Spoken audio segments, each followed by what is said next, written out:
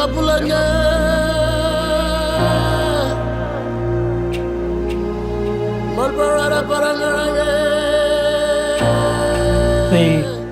colonisers came up with the notion of terra nullius, an empty land, or land belonging to no one.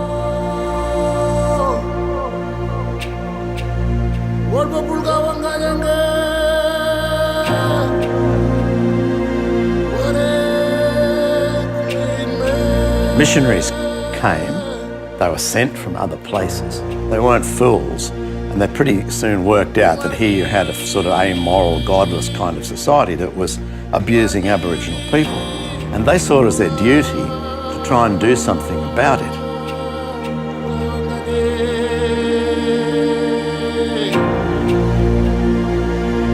They had their own idea about protection. I mean, that wasn't our idea. I don't think we needed protection. I've had good memories of the missionaries, you know. Some of the older ones might be able to tell you a different story, but I've had good memories of the missionaries.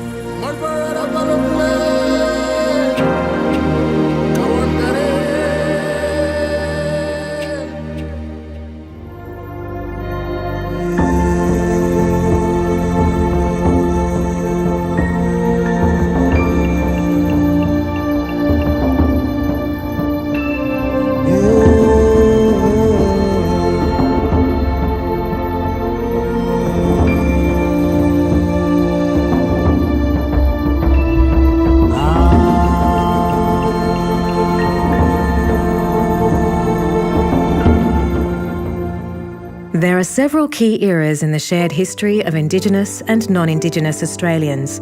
The first era begins with the arrival of the First Fleet in 1788 and is known as the period of colonisation. The next is protection, beginning in 1837, followed by assimilation from the turn of the 20th century. Within that era of assimilation, we see the rise of Indigenous social activism, continuing through to the era of self-determination from the 1960s. Finally, in the late 1970s, we see the beginning of the current period, which we are calling recognition. Hi, I'm Troy. Thanks for joining us for this second episode of Australians Together. In the first session, we started to listen and find out a little of what it means to be an Indigenous Australian today. Now we're going to go back to the beginning of our shared history, to when our worlds first collided, a time when European settlers and Indigenous Australians first came into contact. The beginning of our story came in 1788, with the arrival of the First Fleet and what is called colonisation, a term used to describe the process when a country sends settlers to a new place to establish control over an area and its Indigenous population.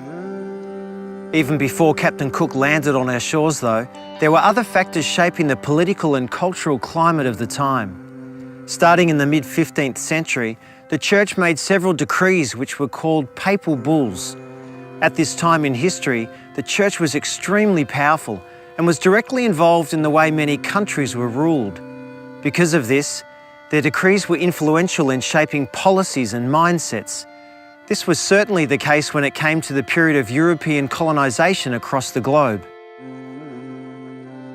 The words of one of these pronouncements gave explorers of the time full and free permission to invade, search out, capture and subjugate the Saracens and pagans and any other unbelievers, and to reduce their persons into perpetual slavery. Even though England had gone through many political and religious changes by the time Captain Cook sailed to Australian shores, the influence of this kind of thinking still had a significant impact. When the British explorers landed in Australia, they didn't see evidence of use of the land according to Western criteria. There was no farming, no obvious to them, although Aboriginals had used fire farming successfully for many years.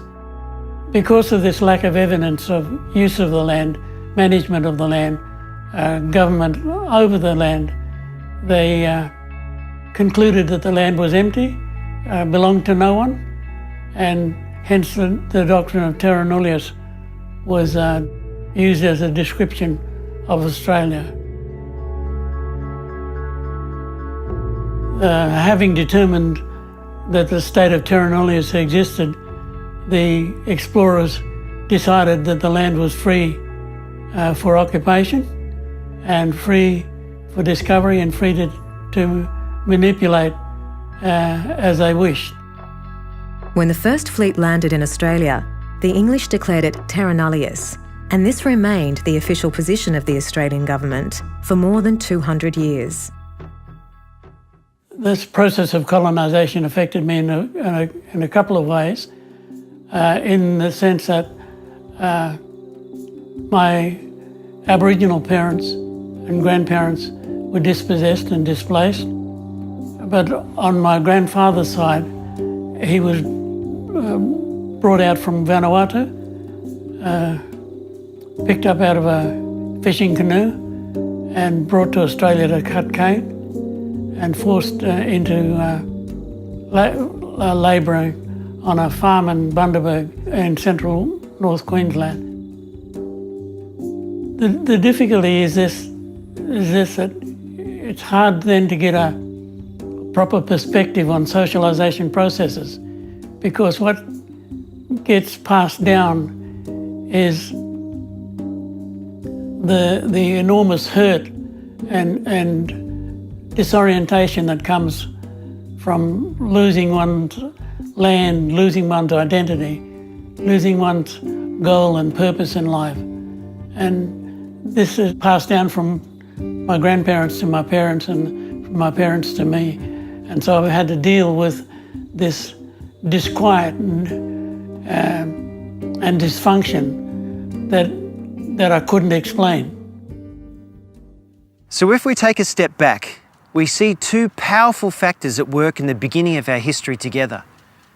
The legacy of the papal bulls and the mandate to conquer regardless of Indigenous populations, together with what now has been recognised as a legal falsehood, the ruling of Terra Nullius.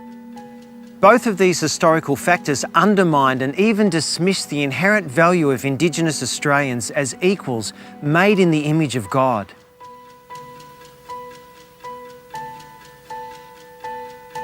Indigenous Australians were dispossessed of their land and dislocated from their culture. That's part of our shared story, and it still has consequences to this day. We're not suggesting that we can go back and make this right. Obviously we can't. And we're not saying that we should be dwelling on this unnecessarily. That's not going to be helpful. But we do recognise that non-Indigenous Australians settled on the land of Indigenous Australians and proceeded to build on it the nation we know today. This is the land that you and I worship on together every week in our churches.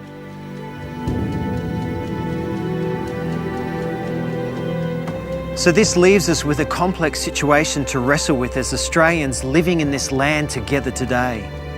What do we do with this fundamental injustice that is at the heart of a long-standing wound in the spirit of our nation? As Christians, we know the gospel can be summed up as love the Lord your God and love your neighbour as yourself. We need to bring that heart to the process of seeking to understand our Indigenous neighbours. Now, the nature of European settlement in this land would be enough on its own to work through, but unfortunately there's much more to wrestle with.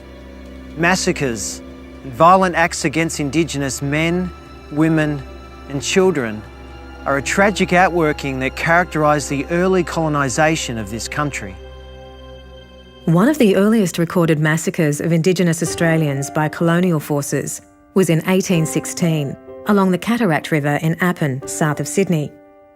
2 years earlier, the shooting of an Indigenous boy prompted an escalating cycle of violence between European and Indigenous communities.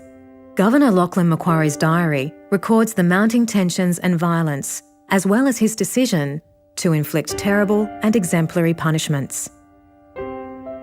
With the order from Macquarie that anyone who resisted capture was to be hung, the British soldiers on horseback ended up herding not only men, but also women and children to the end of a cliff where many fell to their deaths. Macquarie's hope was that this unavoidable result would eventually strike terror amongst the surviving tribe. Unfortunately, this was just one of the many such massacres of Indigenous Australians all over the country. Some of the most well-documented of these occurred in Mile Creek, Bathurst, Fremantle, Portland, Gippsland, Lake Minimop, Warrigal Creek, Mount Isa, and Coniston. But there were similar events across the country as recently as the 1920s. During this time, other destructive threads began to appear. Not the immediate violence of a massacre, but the slow violence of dysfunction and disease. There was the introduction of previously unknown substances and diseases into communities that had no cultural and biological tools for dealing with them. Indigenous communities were forced to give up a traditional lifestyle for one that was fundamentally different in its relationship to land, possessions, and family. Then came a wave of sexual exploitation of women and children by those who saw them as not fully human, as well as rising dysfunction within Aboriginal communities as traditional ways of life disintegrated around them.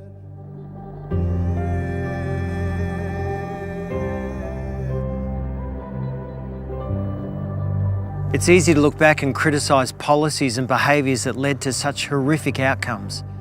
And it can be hard to imagine how this kind of inexcusable behaviour could ever have occurred. We get an insight into what was behind this when we look at the kind of thinking that existed at the time.